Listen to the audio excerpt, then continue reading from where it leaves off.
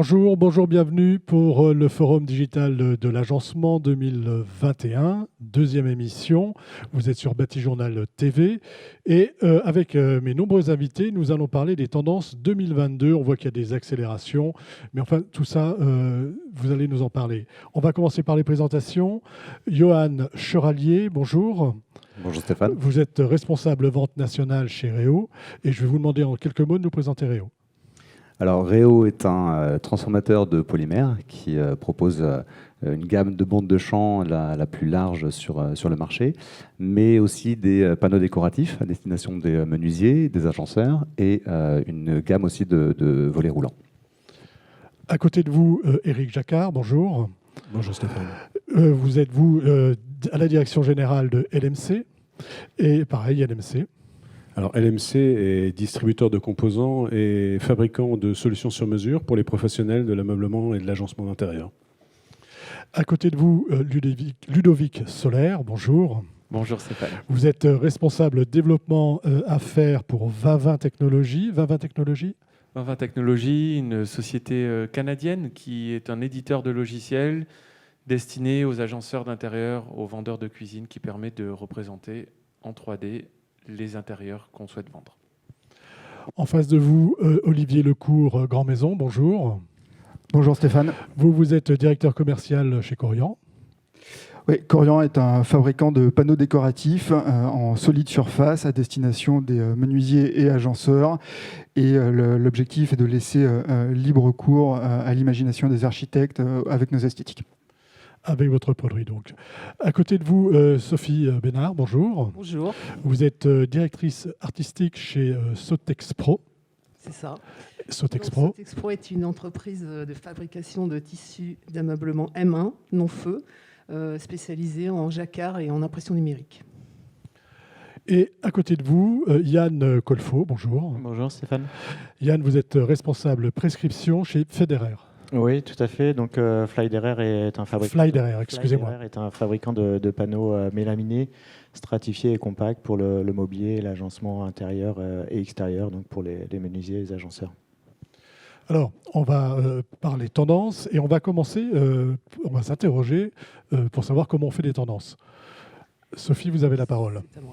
Donc, on ne fait pas les tendances, en fait, on les suit, on les analyse, on les observe. Et les tendances, c'est des choses qui sont des courants de fond de la société, en fait, qui sont anecdotiques au départ, mais qui peuvent devenir des courants de fond. Et mon travail, c'est de les observer, de voir ce qui justement reste un courant de fond plutôt qu'une anecdote. Et donc, mon travail, c'est d'être curieux et de regarder ce qui se passe. Alors, j'ai envie de vous demander, qu'est-ce que vous observez ? Alors, ce que j'observe, c'est à tous les niveaux. Donc, ce n'est pas qu'en décoration ou en textile. C'est vraiment, ça va des pièces de théâtre aux sorties cinéma, aux expositions. Les tendances, elles sont partout, elles démarrent partout en fait. Mais là, en l'occurrence, mon travail, c'est plutôt dans les salons. Donc, j'ai pris l'exemple des salons Maison et Objets, Paris Déco-Off et I'm Textile, où je me promène d'habitude régulièrement. Sauf qu'en ce moment, c'est pas trop. C'est un peu moins facile. Bref, et c'est là où je repère souvent les tendances qui vont être, pour moi, les tendances importantes des années à venir. Comment vous faites ? Allez-y. Alors, j'ai l'exemple là Donnez-nous des exemples. Voilà, d'un salon. Par rapport au salon M Textile, par exemple, les 3 salons que je viens de citer, j'ai repéré des tendances, évidemment, sur l'écologie, la nature, ou par exemple le forum M Textile qui était sur les développements durables des nouveaux procédés pour créer du textile ou d'autres matériaux, et le recyclage, etc. Tout ça m'a orienté vers ce que j'ai fait ensuite, la collection Sotexpro, sur la nature. Tout ça est parti de ce que j'ai visualisé dans ces salons. Donc c'est pas seulement du textile, c'est aussi du mobilier, de la vaisselle, de tout ce qui me tombait un peu sous les yeux, où j'ai fini par créer un peu des panneaux d'ambiance, par coloris. Et ça, c'était le prémisse de la collection. Ensuite, c'est là-dessus que je m'appuie pour faire mes créations ensuite. D'accord, donc on va dire vous observez, hein, puis ensuite, une fois que vous avez observé, vous dites, tiens, là, il y a peut-être quelque chose, et c'est votre processus de création, on va dire, part comme ça. Il démarre comme ça. Il démarre comme ça. Tout à fait. Donc, j'ai bien compris que ce n'était pas vous qui faisiez les tendances, hein, Oui. mais qu'elles se font, on va dire, naturellement, toutes seules. Mais il y a bien quelqu'un qui commence. Oui, en fait, c'est quelque chose de collectif. Une tendance, c'est dans l'air. Et soit on la voit, on l'attrape. Enfin, on l'attrape, c'est imagé, mais soit on arrive à se connecter en fait à ce que tout le monde pense à peu près en même temps. Une tendance, c'est ça en fait. Sinon, c'est plus une tendance. Si c'est que vous qui pensez un truc, c'est fini, quoi. Oui, ça ne marche Voilà. pas comme ça. C'est collectif. Ludovic, vous aussi, vous êtes un observateur. Expliquez-nous comment vous faites et ce que vous observez. Alors, de notre côté, on a des utilisateurs qui ont besoin de pouvoir représenter les produits du moment, les tendances. Et comme le dit Sophie, on ne crée pas de tendances non plus. Je pense que les tendances sont là et nous, on essaye, pour faciliter la vie de nos utilisateurs, de nos concepteurs, de capter ces tendances et d'en faire une synthèse. Alors, comment est-ce qu'on procède ? On organise chaque année un webinaire auquel on invite à participer les leaders du marché au niveau des fabricants de cuisine, de salles de bain, de panneaux, de plans de travail, d'accessoires, pour arriver à retranscrire l'expression des tendances via chacune de ces sources. Et souvent, on retrouve les mêmes courants qui sont exprimés par ces confrères qui sont invités à participer. Donc là, c'est d'abord du recueil, on va dire, du sentiment de vos confrères, on va dire. Exactement. On recueille ce que eux ont capté, donc des homologues de Sophie qui vont sur les salons, qui analysent, qui regardent ce qui est en train de se faire et qui ensuite le partagent avec nos utilisateurs via ces plateformes que l'on met en place pour eux chaque année. Voilà. Et vous voyez aussi ce qui se passe par rapport à vos logiciels, à ce qu'on vous demande en fait, hein, comment les gens travaillent avec vos logiciels. Exactement. On en est arrivé là parce que souvent nos utilisateurs, notre base utilisateur, nous a dit il y a 4, 5, 6 ans, c'est bien vos escaliers, vos façades, vos poignées, mais c'est un peu vieillot, on dirait que ça sort d'une autre époque. Et là, on s'est un petit peu secoué en disant alors on va aller chercher les tendances pour les représenter, pour que nos logiciels permettent vraiment de refléter ce qui est en train de se faire sur le marché aujourd'hui et en 2022. Voilà. Donc comme ça vous permet de définir ces tendances. Et ce qu'on va voir là, tous ensemble, c'est un peu parce que vous avez ce que vous ressentez, hein, ce que vous avez tiré comme tendance. Exact. On a terminé sur ces tendances. Vous avez quelque chose à ajouter ? Pour l'instant, c'est bon. Sophie ? Alors, on va partir sur les tendances. Première d'entre elles, si j'ai bien compris, on va parler d'espace et on va parler d'espace et de transparence. Éric Jacquard. Alors, nous, ce qu'on remarque dans les solutions qui nous sont commandées ou dans les produits aussi qui nous sont demandés par les bureaux d'études et par les clients derrière, c'est qu'il y a un besoin de séparer les pièces en apportant de la luminosité, en apportant de la lumière. Et donc, on va séparer énormément. On a énormément de demandes aujourd'hui pour de la cloison verrière, donc un petit peu esprit industriel, ou de la porte complètement transparente. On peut retrouver de la porte coulissante transparente, alors qu'auparavant on était plutôt sur de la porte pleine. On va revenir aussi sur des portes battantes transparentes. Partout, sur les quincailleries qu'on va nous demander, on va venir nous demander à ce qu'elles soient utilisées pour du verre.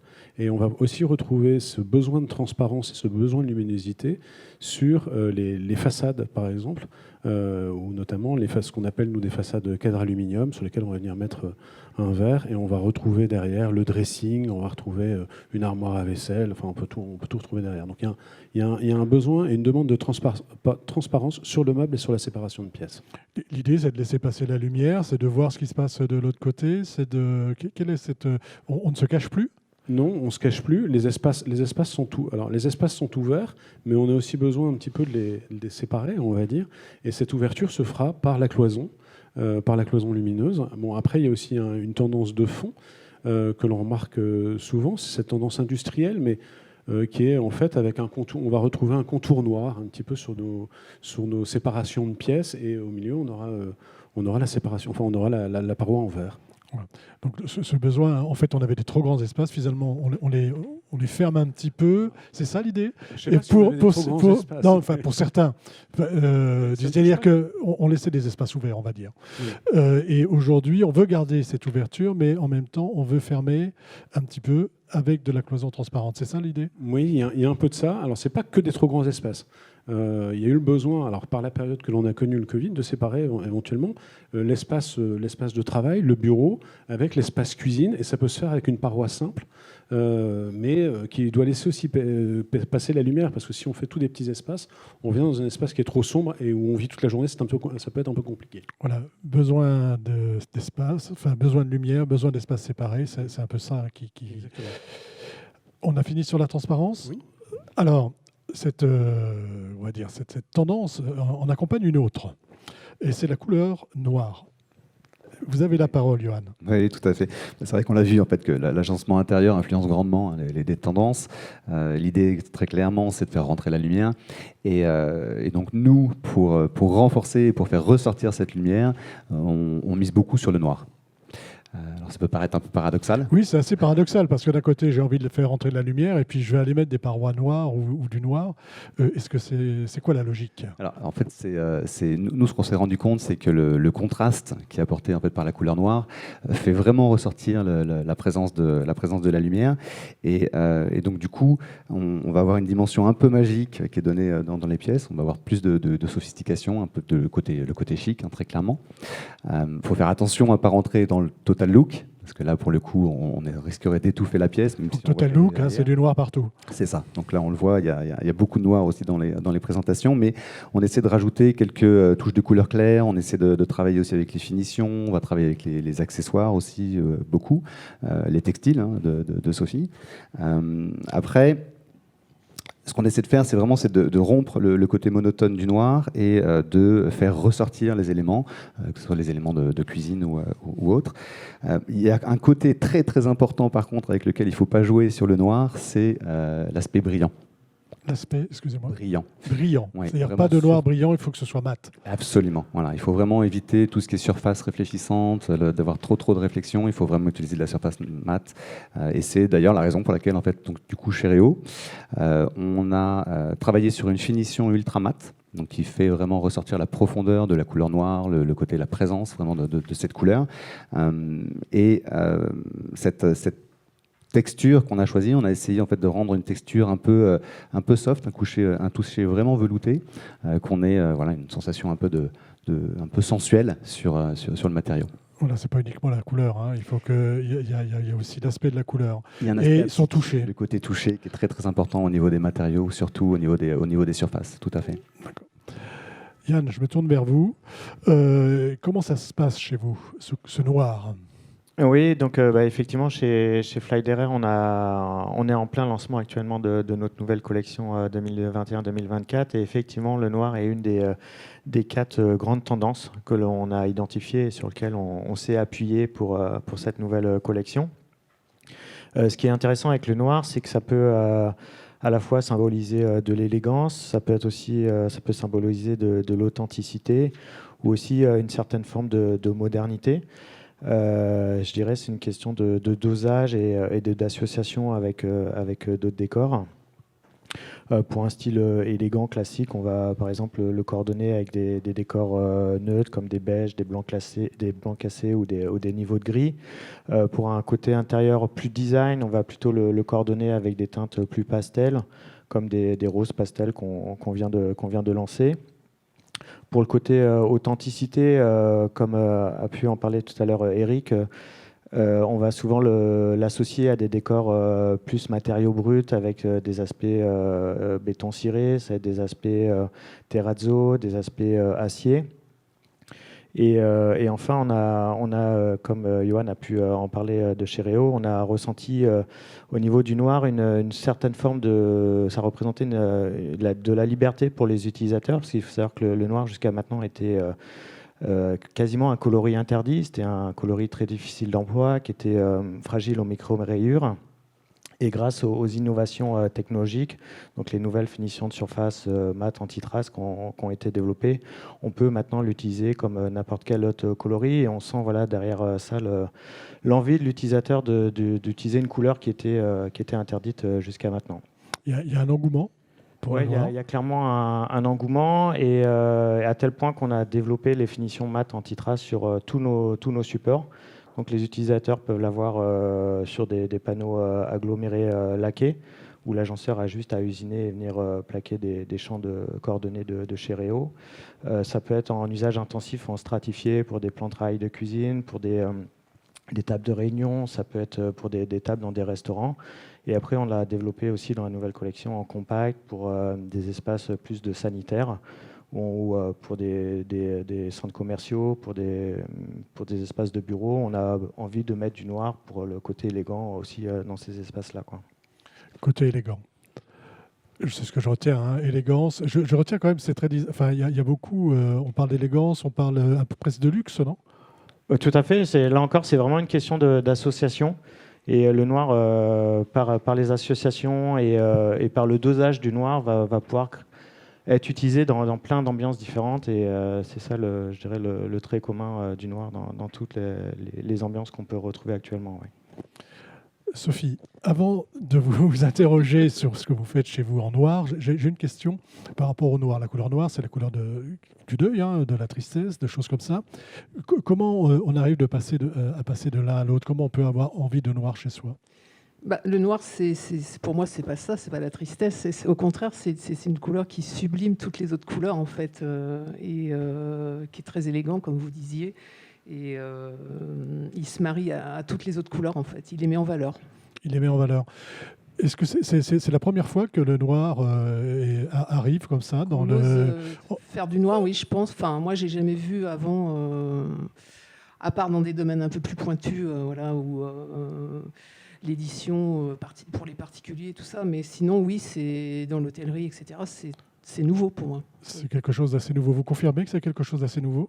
Alors, il y a une notion aussi qu'a relevé Yann, c'est que le fait de travailler sur les matières, on ne pouvait pas utiliser le noir avant, parce qu'on avait en fait des traces qui sont tout de suite marquées, même au niveau des peintures. On le voit en fait maintenant, on est des peintures qui sont vraiment ultra mates et sur lesquelles on n'a pas du tout de traces de doigts.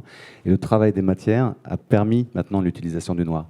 Et on peut aussi l'utiliser en plan de travail, donc avec des côtés anti-traces, anti-rayures, qui est très important. C'est vrai que la technologie a aidé à cette tendance. C'est un peu par la technologie que c'est arrivé, mais pas que quand même. Pas que, non, parce que ce que vous disiez, la couleur du deuil, c'est encore ce que j'entends. Oui, c'est pour ça m'est venu en vous écoutant, et c'est pour ça que je vous pose la question. À montrer que le noir, c'est autre chose aussi. Quoi. Voilà, donc, encore une fois. Pensez aux peintures de Soulages, par exemple, pour voir que c'est pas que ça. Quoi. Voilà. Donc, mettons des tableaux de Soulages partout chez nous. Allons-y sur les tissus, donc. Les tissus, donc nous, on a développé aussi un thème autour du minéral.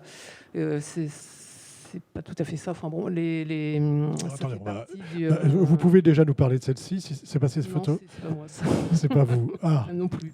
Enfin, ça faisait partie des tendances avant, de ce que je disais avant. Donc ça, c'est ce que j'ai vu sur les salons, etc., qui m'a permis de développer après la collection minérale.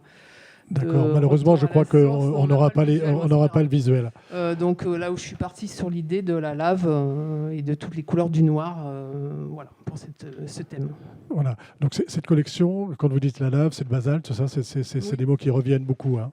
C'est ça. Mais pour ce Texpro, ça n'est qu'une partie de la collection Retour à la source, donc qui parle un peu de toutes les couleurs de la nature. Le noir en fait partie. Je crois qu'on va y revenir après. Tout à fait. D'accord. On parle aussi de quincaillerie, c'est ça ? Avec le noir. Oui, on vient apporter des accessoires qui vont venir se poser sur le noir ou qui vont venir sublimer, comme on l'a dit tout à l'heure, la couleur grâce au noir. En fait, aujourd'hui, on a ce que nous on appelle la collection Black Collection, donc, qui reprend des poignées et des boutons de meubles, donc, qui matifiés souvent. Donc on va venir mettre sur de la façade ultra mat ou sur de la façade mat.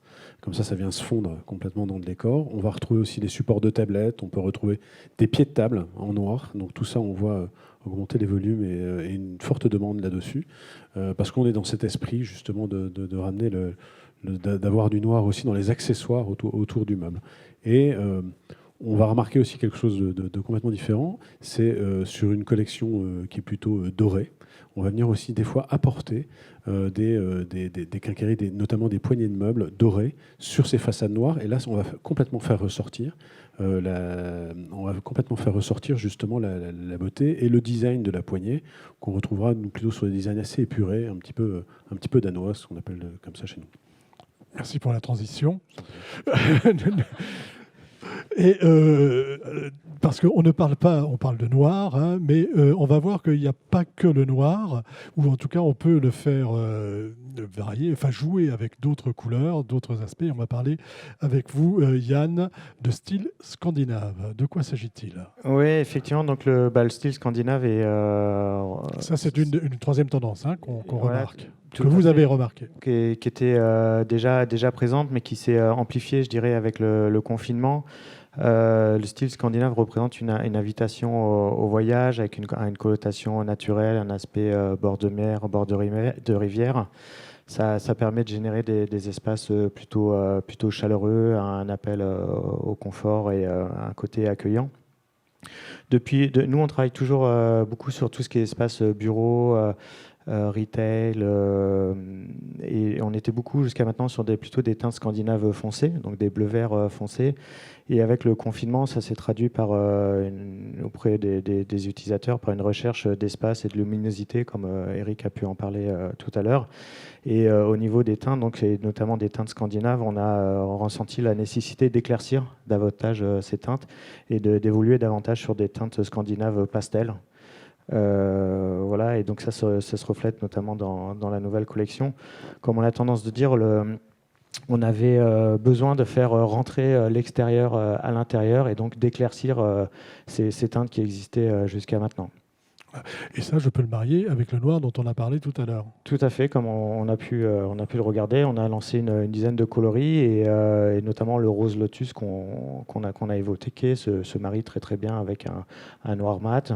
On a lancé aussi des bleus clairs ou des verts sauge qui vont se combiner, qui peuvent se combiner. L'avantage des teintes pastel, c'est qu'elles vont se combiner facilement ensemble et elles peuvent aussi s'associer avec des décors bois clairs, comme les derniers décors bois qu'on a développés, chêne Milano ou chêne de Lindbergh chez nous, quoi. Voilà. Donc là, ça, c'est une autre tendance scandinave. C'est pas nouveau le scandinave. Non, mais c'est l'éclair. On a été encore plus sur du pastel que ce qu'on avait jusqu'à maintenant. On va un peu plus loin encore. Au niveau des projets archi, on était vraiment, en tout cas chez nous, on nous demandait beaucoup des bleus et des verts très foncés. Et on a basculé sur un côté beaucoup plus clair en ayant toujours ces teintes très typiques scandinaves, mais beaucoup plus claires qu'auparavant. Alors, Johan, pour vous, le scandinave, c'est quoi ? Alors nous, le scandinave, c'est en fait on a un département design qui est très très influencé par le côté nature, donc par la nature, qui observe beaucoup la nature. Et là, c'est vrai que sur notre dernière collection, on rejoint aussi Flyderer. On a du coup notre département design qui s'est orienté sur la nature islandaise, donc un côté nordique, scandinave. Donc on a des couleurs plutôt sombres qui vont rappeler les montagnes, donc avec des gris graphite, avec des marrons très sombres qui vont rappeler les terres volcaniques. On a une gamme de blancs qui vont rappeler l'aspect neige. Donc là on repart sur le côté très clair, donc avec les différents états de la neige. Et puis on a aussi les verts pâles, des bleus verts, des bleus un peu plus intenses qui rappellent du coup les cours d'eau, les lacs islandais et la profondeur de l'océan Atlantique. Donc c'est une gamme qui est basée vraiment très orientée sur la simplicité. On veut vraiment quelque chose de très très sobre, avec des couleurs qui du coup sont faciles à distiller dans les intérieurs, à mélanger avec le noir notamment. Et nous, on décline cette gamme en 3 surfaces. Donc on a 3 types de surfaces. On reprend les mats, encore une fois, donc, qui permet de faire ressortir la profondeur de la couleur. On a, donc toujours avec ce traitement anti-trace, bien sûr, qui est essentiel quand on utilise le mat. On a la laque brillante, qui est quelque chose d'assez classique. Et on a une autre gamme qui fonctionne très bien, qui est la gamme Rovisio Crystal, qui en fait est une couche de polymère qu'on vient positionner en surface et qui rappelle l'aspect vert, en fait, qui est vraiment en fait un aspect vert. Et par un jeu de lumière, on a cette transparence qui permet en fait, de faire ressortir la couleur, le côté brillant, le côté intense en fait des couleurs pastel que l'on a définies. On a plusieurs options. Chez LMC, mais on en a déjà, vous l'avez déjà un petit peu abordé. Hein, pareil, on joue aussi sur la quincaillerie.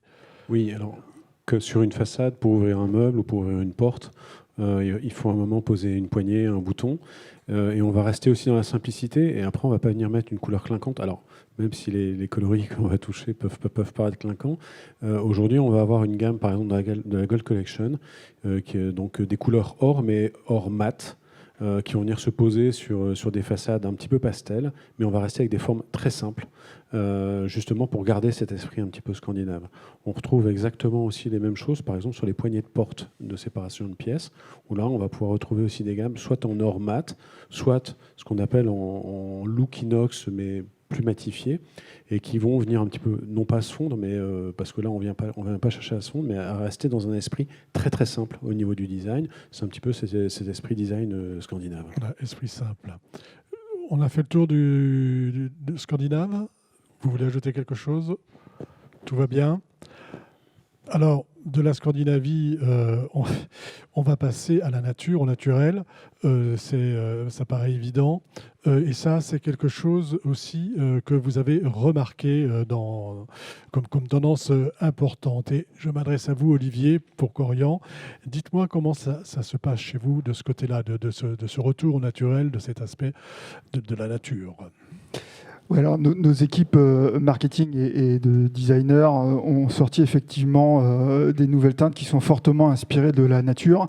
Et ces nouvelles teintes se répartissent, on va dire, en quatre familles. On a la première famille qui sera la famille des aggregates, qui est la continuité de ces esthétiques industrielles qu'on a largement évoquées chacun de nous aujourd'hui, donc qui traduisent. On parlait de l'observation de tendances sociétales qui se traduisent en couleurs. De plus en plus, les espaces de coworking, voilà, donc c'est la réhabilitation d'anciens sites industriels en sites de travaux, se traduit dans une esthétique de gris avec des petites textures et nuances subtiles. Donc ça, ce sera la grande famille des aggregates chez Corian.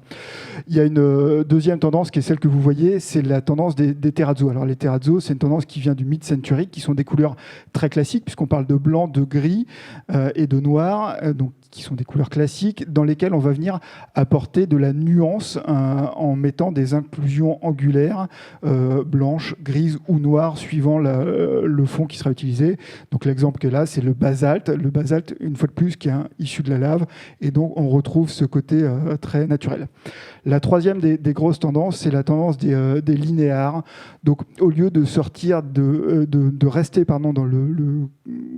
dans des veines qui sont aléatoires, là on va sortir des esthétiques avec des veines qui seront horizontales sur des fonds blancs et qui vont venir créer des dégradés de gris, comme l'exemple que vous avez là, ou de brun. Donc ce sont le sépia linéaire et le silver linéaire.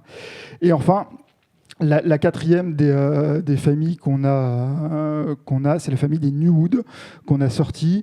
Et donc, c'est basé sur un élément qui nous entoure tous, le bois, donc naturel, mais qui devient de plus en plus contemporain. Et là, on pourra aller jouer sur la profondeur d'un mahogany ou le côté bronzé d'un beech New Wood, mais tout en sortant des esthétiques un peu classiques du bois, parce qu'on pourra, et c'est grâce aux propriétés de Corian, venir texturer la matière, la graver, la thermoformer, la plier et donc casser ou jouer avec des côtés plus anguleux. Et je vais terminer avec deux coloris unis qui viennent compléter ces quatre tendances qui ont été sorties. Il y a le verdant, qui est un vert profond, qui va rappeler effectivement ces forêts, et le laguna, qui est un bleu qui a pour vocation de rappeler une après-midi au bord de l'eau Saint-Hyacinthe. D'accord, donc on est proche de la nature en fait. L'idée c'est ça, c'est-à-dire qu'avec des coloris, avec des textures, des aspects, on se rapproche de la nature. Complètement, et ça se voit aussi, une fois de plus, quand on disait que ce sont des tendances sociétales qui se traduisent en esthétique. Si vous parlez aux nouvelles générations aujourd'hui, il n'y a plus la volonté de travailler dans un bureau fixe, et on a vu tous des pubs où les jeunes travaillaient avec un PC au bord d'une piscine. Voilà, il y a ce côté ouverture, être plus impliqué avec la nature, et voilà. Et ce sont ces tendances sociétales qui essayent d'être traduites en couleurs. Sophie, chez vous, comment ça se passe, ce retour à la nature? le retour à la nature, donc là, je voulais parler d'une planche de la collection Cottage, donc qui est orientée là, dans des tons très naturels. Donc l'intérêt de ces tissus, c'est que en fait, on est toujours sur du polyester M1 non-feu. Et l'idée, c'est d'essayer de se rapprocher le plus possible de matériaux bruts et naturels. Donc là, on a travaillé sur des matières recyclées pour tout ce qui est imprimé. Donc tous les supports sont recyclés. Et on a aussi également créé un tissu, un voilage aluminisé pour essayer d'amoindrir un peu les rayons du soleil. Enfin, toujours en pensant à l'écologie, et même si on n'en parle pas trop maintenant. On en parlera dans une autre émission. Voilà. Et des jacquards coordonnés. Il y a aussi un aspect quand même, on va en parler quand même un petit peu maintenant, il y a un aspect recyclage, hein, c'est ça ? C'est ça, oui. Là, c'est vraiment les pistes de développement actuellement chez Sotexpro, c'est d'essayer le plus possible de travailler sur des produits recyclés. Voilà, produits recyclés, économie circulaire, voilà. Et en même temps, aller chercher du coloris, aller chercher... Aller sur place, on a des métiers à tisser, on crée nos jacquards sur place et nos impressions numériques également. Voilà. La nature, c'est pas que un aspect naturel. Non, ce n'est pas que ça. Chez vous, Johan, pour Réo. Alors chez nous, Réo, on va donc travailler essentiellement avec la borne de champ, dans le sens où on va accompagner les fabricants de panneaux, les fabricants de décors, dans leur recherche de décors. Donc on va en fait essayer d'apporter le meilleur contre-typage en fonction des décors qu'ils auront définis. On travaille aussi donc sur une partie. Alors on a aussi des bandes de champ bois naturel qu'on propose, et on travaille aussi sur une gamme actuellement écologique. Donc, on est quand même en train de traiter des produits qui sont à base de plastique. Donc on essaie de ramener de ce côté écologique, ce côté économie circulaire que vous aviez défini, en utilisant 50% de matières recyclées. Après, on a sur la partie surface, on a aussi des matériaux, enfin des impressions, donc des surfaces imprimées avec plutôt des matériaux bruts, type pierre, type marbre, type bois debout, et qu'on utilise beaucoup en rénovation. Ça fonctionne plutôt pas mal parce que c'est des fines feuilles de 4 mm qu'on vient apposer directement sur du carrelage, donc en salle de bain, en rénovation. Et puis vu que c'est du plastique, c'est forcément, il n'y a pas de problème d'étanchéité. Du coup. Voilà, donc c'est quand même pratique. Très pratique. Chez vous, Eric, pour LMC, on travaille sur le parquet. Alors, par Natural Wood, en effet, on travaille sur le parquet chêne, où globalement, aujourd'hui, on va mettre en avant deux gammes. Donc, la gamme Factory, qui est une gamme, comme il est dit, un petit peu assez brute, qui va venir notamment, on va revenir un petit peu sur les intérieurs noirs, un peu industriels, donc qui se marie très très bien avec ces espaces-là. On va avoir aussi la gamme Cottage, qui est là plus dans les espaces un peu naturels, un peu plus doux, où on va retrouver un peu de pastel, enfin on se retrouve en sécurité un peu à la campagne. Ça, ce sont sur les sols. Et après, chez Natural Wood aussi, on a une autre gamme qui vient en mural qui s'appelle le Taiga. Donc c'est un panneau mural végétal, c'est du lichen en fait stabilisé, et ça vient se mettre par touche. Donc on le fabrique sur mesure et ça vient se mettre par touche sur un mur, bien souvent avec du bois brut autour. Et l'idée, c'est d'apporter un petit peu de fraîcheur, un petit peu de verdure dans la décoration intérieure, dans l'aménagement intérieur. Est-ce qu'on a fait le tour sur la nature ? Alors, il nous reste un petit peu de temps, c'est parfait. Et je vais vous demander à chacun, avant de vous donner la parole ensuite, Ludovic, pour fermer cette émission, on va dire, je vais vous donner la parole à chacun. Je ne sais pas qui veut la prendre. Moi, j'aimerais savoir s'il y a d'autres tendances que déjà vous pressentez. Sophie. Vous me regardez. Oui, moi, je pense que là, avec le confinement, la pandémie, tout ça, je pense qu'il va y avoir un contre-coup de choses très visuelles, d'écran dessin, de la couleur. Enfin, moi, je ressens ça. Hein. Après, peut-être que je me trompe. Je pense aux années 70, quand il y avait aussi cette grande énergie et tout le monde avait envie de rigoler et de s'amuser. Je pense qu'on va aller vers ça aussi à contre-coup de ce qui se passe actuellement. Mais bon, je ne dis pas que c'est dans les 6 prochains mois, hein, mais je pense que c'est une tendance de fond. C'est une tendance de fond qui va arriver. Un peu comme le noir, ce qu'on a vu tout à l'heure avec le noir. Hein. Est-ce que quelqu'un d'autre veut s'exprimer sur faire un petit peu de prospective sur les prochaines tendances ? Alors allez-y. Je peux partager quelque chose Allez-y. effectivement qui ressort de mon travail de recensement de tendances que j'ai trouvé intéressant, sans pour autant dire voilà ce qui va se passer en 2022-2023. Mais j'ai retrouvé des fabricants qui s'étaient vraiment focalisés sur l'esprit de quartiers connus, de quartiers de Brighton, de quartiers de New York. On retrouve certains modèles, par exemple, qui m'ont questionné par leur nom, qui s'appelait un modèle qui peut s'appeler Nolita. Alors je me demandais qu'est-ce que c'est. C'est North of Little Italy à Manhattan.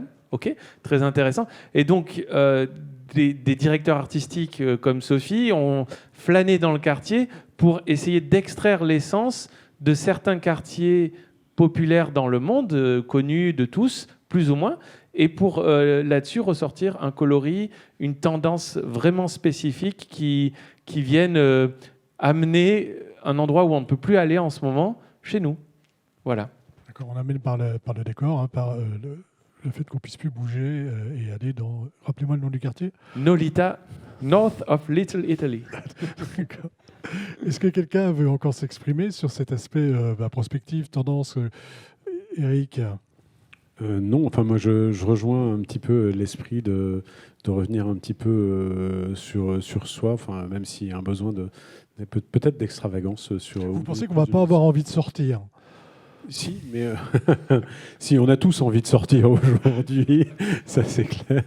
Mais dans la tendance aussi, il y a eu un besoin fort aujourd'hui. On a une activité qui est relativement forte, et justement parce qu'il y a un besoin d'aménager son espace, de se sentir bien chez soi, quand on revient chez soi, justement de se sentir très très bien, de retrouver peut-être des éléments un petit peu rassurants. Et ça, on les retrouve dans les éléments de la décoration, on les retrouve aussi dans l'accessoirisation. Olivier, peut-être sur cette question. Alors moi, il faut que je vous fasse un teasing, il faut que je vous en dise sans trop vous en dire, parce qu'on aura un nouveau lancement qui va arriver encore en fin d'année. Donc, nous, ce qu'on va retrouver, c'est l'idée de mouvement. Alors, pas forcément de gros contrastes ou de couleurs très vives, mais d'avoir cette idée de fluidité, de mouvement et de texture qui va être encore accentuée dans le design. Mais je vous donne rendez-vous plutôt en fin d'année pour vous en dire plus. Voilà.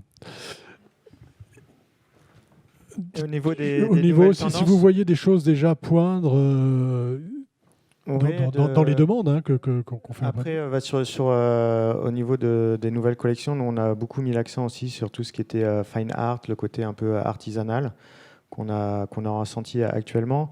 Après, ce que je serais tenté de dire, c'est qu'on a aussi renforcé nos capacités en impression numérique. Et là, d'une certaine manière, c'est de donner la possibilité aux créateurs, aux designers, de venir avec eux ce qu'ils ont en tête et de venir avec leur visuel directement et de créer directement au niveau des visuels et des graphiques ce qu'ils ont envie et peut-être aller plus loin que ce que nous, on a pu sentir au moment où on a créé notre collection. Et ça, c'est, je pense, aussi le next step avec la possibilité de donner nos outils de production entre guillemets aux créateurs et qu'ils les utilisent eux-mêmes pour faire les tendances qu'ils souhaitent. Voilà, pour faire leur propre tendance. Faire leur propre tendance, exactement, oui. Johan. Alors nous, je pense que la lumière de toute façon restera toujours présente dans les intérieurs. Je pense que nous, de notre côté, on voit surtout l'évolution au niveau des structures et comme Corian le disait, le fait d'avoir, quand on rentre chez soi, d'avoir vraiment aussi un aspect de pouvoir toucher les choses. Le côté haptique rentre de plus en plus aussi de pouvoir toucher les structures, que ce soit les peintures, que ce soit les surfaces. Et donc on travaille beaucoup en fait aussi sur cette partie texturée des matériaux. Après, au niveau des couleurs, je pense qu'on va avoir besoin effectivement de couleurs que le noir pourra appuyer, puisque encore une fois, comme le disait Sophie, le noir permet de mettre en avant et de faire ressortir les couleurs peut-être un peu plus flashy ou au contraire plus pastel qu'on a pu déjà développer. Alors, Ludovic, on va terminer avec vous. Et l'idée, c'est que déjà, je vais vous demander de réagir sur ce que vous venez d'entendre pendant cette petite table ronde. Et puis ensuite, vous nous direz quels outils vous mettez en place pour définir, pour voir ces tendances. Quelle réaction ? Alors, l'envie d'inviter Olivier au prochain webinaire pour les tendances, histoire d'en savoir plus sur cette histoire de mouvement. Mais... Avec plaisir. Mais effectivement, aussi beaucoup d'admiration pour la manière dont vous mettez en place ces tendances, vous les captez, vous savez les retranscrire. De notre côté, on ne fait que recenser. Et voilà, j'ai une profonde admiration pour cette capacité de l'expliquer, de le mettre en valeur. Par rapport à ce que moi je retiens de ce qui a été dit ici, de ce que je vois sur les salons, dans mon travail au quotidien avec à peu près 200-250 fabricants dans l'industrie du meuble et de l'agencement. Effectivement, on retrouve le noir, peut-être ponctué de touches cuivrées, dorées, qui agit comme soulignement, trait d'union, mise en valeur entre le pastel et d'autres notes. Et effectivement, ce que je vois qui a vraiment été mis en œuvre au courant des dernières années, c'est cette innovation qui permet justement une liberté dans l'application de différentes couleurs ou de certaines couleurs à différents éléments. Par exemple, pour aller dans le sens d'Eric, j'ai certains fabricants qui m'ont demandé de modéliser maintenant des charnières noires parce qu'elles sont placées derrière des meubles hauts avec vitrine et on n'a plus envie de voir de la charnière inox. Et ça va jusque-là, un petit peu plus de soucis de détail. Maintenant, pour vraiment faire un état des lieux, on sort tous quand même d'une période assez traumatisante, qui a été difficile pour nous à vivre, mais qui a montré aussi la capacité que nous avons, cette capacité de résilience. Et effectivement, tous les agenceurs, les concepteurs de cuisine avec lesquels on travaille, avec ce désir de créativité, eh bien, on passait du temps à réfléchir et puisqu'on n'a pas pu aller forcément dans la nature, on a fait venir la nature à nous. Puisqu'on s'est retrouvé enfermé dans des appartements, dans des maisons ou dans des espaces plus confinés, on a fait rentrer la lumière. On n'a pas pu aller à Nolita, on amène Nolita chez nous. Et ma femme n'est pas jalouse. Donc, on fait venir à nous ce vers quoi on ne peut plus aller. Et c'est ce que je retrouve comme résumé global de la nature, parce qu'effectivement, on retrouve de la nature, de l'écologie, aussi peut-être le temps pour plus réfléchir, puisqu'on ne peut plus voyager, et essayer d'implémenter des procédés plus respectueux de l'environnement qui permettent d'aboutir sur de nouvelles matières. Donc, de la transparence, de l'ouverture, et la nature qui vient à nous. Sur les outils, qu'est-ce que vous mettez en place ? Alors, sur les outils, on met en place vraiment un travail proche avec les fabricants pour récupérer ces textures. Quand des confrères de Sophie nous font passer les moodboards, leurs planches, eh bien, on essaye de les modéliser au plus proche. On essaye aussi de permettre d'appliquer des textures uniques que les gens qui voudraient être créateurs de leur propre tendance puissent importer dans les logiciels pour vraiment créer des espaces de vie uniques qu'ils vont ensuite implanter en vrai chez leurs clients, nos clients communs. Encore une chose à ajouter ou pas ? C'est bon, Stéphane. C'est bon. J'imagine que sur les outils, vous avez tous catalogue, site internet, et choses comme ça, et on peut tous aller voir évidemment sur vos sites pour récupérer diverses choses, quoi, et variées. Oui.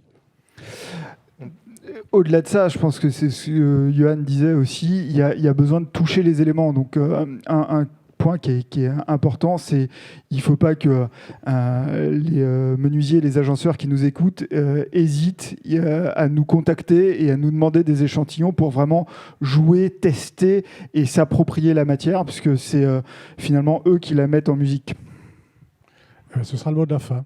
À moins que vous vouliez... J'ai vu que vous aviez soulevé le micro. Je vais laisser la parole à Olivier. Non, très, très brièvement, du coup, c'est au niveau des outils numériques. On a lancé plusieurs outils numériques, et notamment un qu'on a appelé Moodboard, et qui marche vraiment très, très fort. En fait, c'est vous pouvez télécharger directement des photos de paysages ou des visuels 3D que vous avez créés, et le logiciel va venir chercher dans notre collection les décors qui permettent de recréer cette ambiance graphique et colorimétrique. Et c'est vrai que c'est une aide à la création qui marche extrêmement bien actuellement. Ouais. Et juste, on a aussi Il nous reste encore un une minute. outil numérique qui vient du coup en complément de ce que vient de dire Yann, puisque du coup, une fois qu'on a trouvé son décor avec cette application de FlyDRR, on a la possibilité d'aller sur le site de Réo, d'aller en fait aussi sur un portail qui permet de définir la bande de champ à associer avec le décor qui aura été choisi. Et même chose chez LMC. Alors, chez LMC, on a plusieurs catalogues qui sont sortis, qui étaient Gold et Black Collection, j'en ai parlé tout à l'heure, qu'on retrouve aussi sur nos sites internet. Et ça fait quelques mois qu'on attend la fin justement ou la réouverture des portes, parce qu'on a ouvert sur Lyon un espace d'inspiration, un appartement dans lequel on peut voyager, s'inspirer, trouver des idées, et puis après revenir sur Module pour regarder les matières, les finitions, les différents poignées et boutons. Et Sophie, chez vous, comment ça se passe ? Chez Sotexpro, nous avons un outil aussi qui est la Tissu Tech, où là, nous pouvons trouver toutes les références possibles et imaginables qui ont été créées chez Sotexpro. Donc classées par thème, par dessin, par matière, voilà, qui est ouvert à tous. Merci. Merci à vous d'être venus jusque-là pour nous parler des tendances 2022. Merci. C'est donc une émission à retrouver sur notre site internet Batijournal TV, à retrouver également sur le forum digital de l'agencement. Merci. Et je vous invite aussi à rester avec nous pour un chat d'une quinzaine de minutes avec nos interlocuteurs, et vous pourrez ainsi échanger avec eux si vous avez des questions complémentaires. La prochaine émission, demain, nous parlerons de coworking. Voilà. À demain. Merci. Au revoir et merci. Au revoir.